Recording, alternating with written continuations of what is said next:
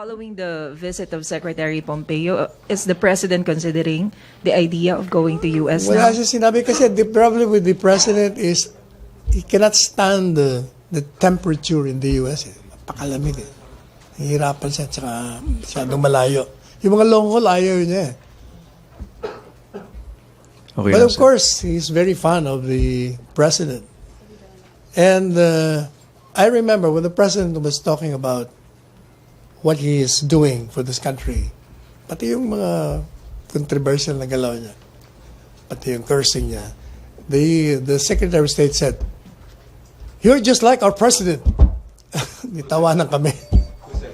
Si Secretary of State. He compared Siguro President yung style, Trump. the style of the president. Yung prangka, walang sinisino, kahit sino pwedeng labanan. Di ba, ganun si Mr. Trump.